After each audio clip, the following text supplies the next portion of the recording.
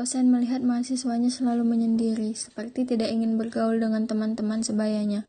Padahal pada usianya ini, umumnya mahasiswa cenderung lebih suka berkumpul dengan teman sebayanya. Dengan inisiatif dosen tersebut menghubungi konselor kenalannya untuk membantu siswa ini untuk dapat bergaul dengan teman-teman seusianya. Halo siang Cip, apa kabar? Iya siang, kabar baik. Gimana nih, apa ceritanya? Jadi gini, di kelas aku itu aku tuh melihat siswa dia itu yang selalu sendiri. Nah, maupun dia di dalam kelas ataupun di luar kelas, dia itu selalu sendiri. Nah, jadi itu aku agak sedikit heran sih melihatnya. Maksudnya gimana?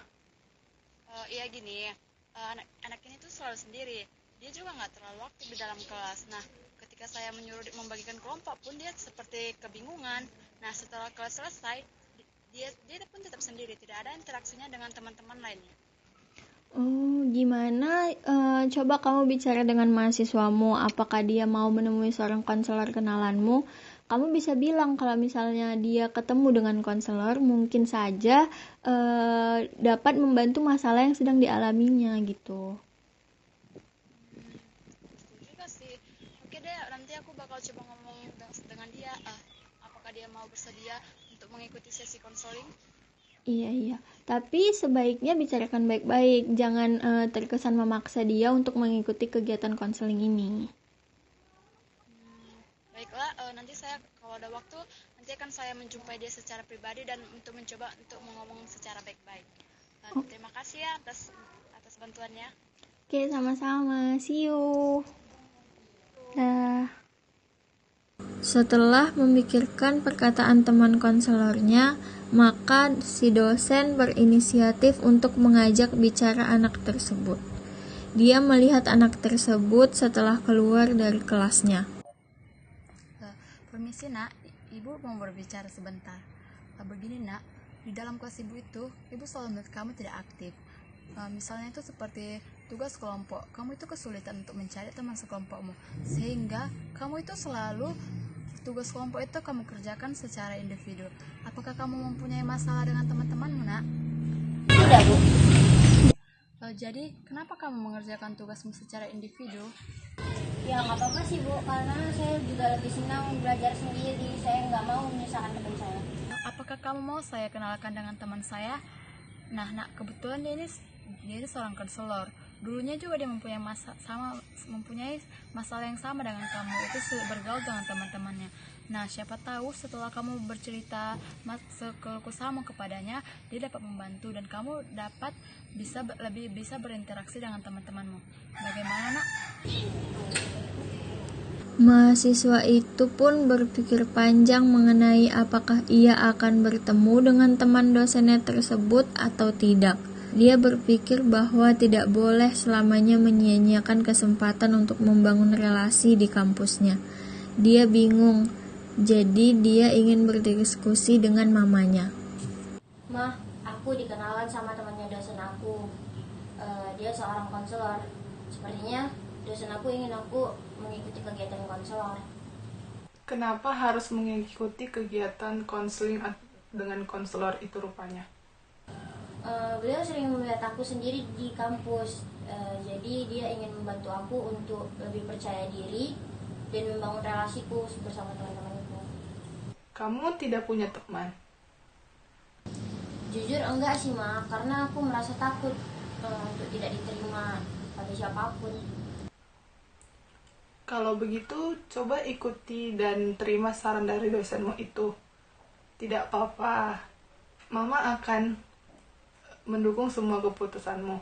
Mungkin saja dengan kamu mengikuti kegiatan konseling tersebut, kamu memiliki rasa kepercayaan diri. Jadi, kamu bisa menambah relasi dengan teman-temanmu. Mama akan ikuti semua keputusanmu. Mama akan dukung semua keputusanmu. Baik Ma, terima kasih Ma.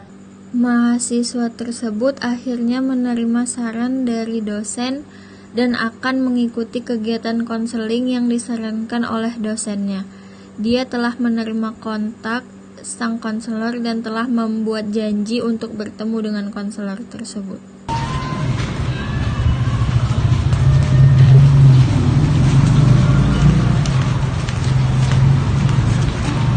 Dengan Fiesa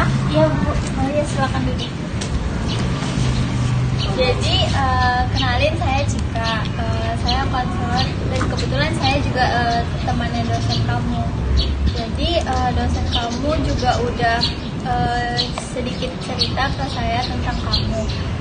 Tapi saya ingin tahu lebih detailnya itu dari sudut pandang kamu sendiri. Jadi nanti saya akan tanyakan beberapa pertanyaan. Saya harap kamu bisa jujur pada diri kamu sendiri juga pada saya. Langsung saja kita ke pertanyaan yang pertama. Apakah kamu nyaman ketika kamu berada di tengah orang banyak? Saya cenderung kurang nyaman sih Bu, karena menurut saya kalau di tengah orang banyak itu saya lebih sulit untuk memulai sebuah obrolan. Kalau di dalam lingkungan kampus, apakah kamu memiliki sebuah kelompok pertemanan? Tidak Bu, saya cuma berbicara sama teman-teman itu karena emang ada kebutuhan aja gitu, seperti kayak dipanggil ke ruang dosen atau yang lain gitu. Kalau organisasi, apakah kamu tergabung di dalamnya? Belum. Kalau misalnya secara tugas, kamu itu lebih nyaman bekerja secara kelompok atau individu? Kalau saya lebih nyaman individu sih Bu, karena menurut saya kalau bekerja secara kelompok itu lebih menghabiskan energi untuk berbicara sama teman-teman. Apakah kamu senang menghabiskan waktu sendirian? Iya Bu, saya hampir menghabiskan waktu saya sendirian. Baik, saya sudah mendengar jawaban-jawaban kamu. Apakah kamu merasa kalau kamu itu seseorang yang sulit untuk bergaul?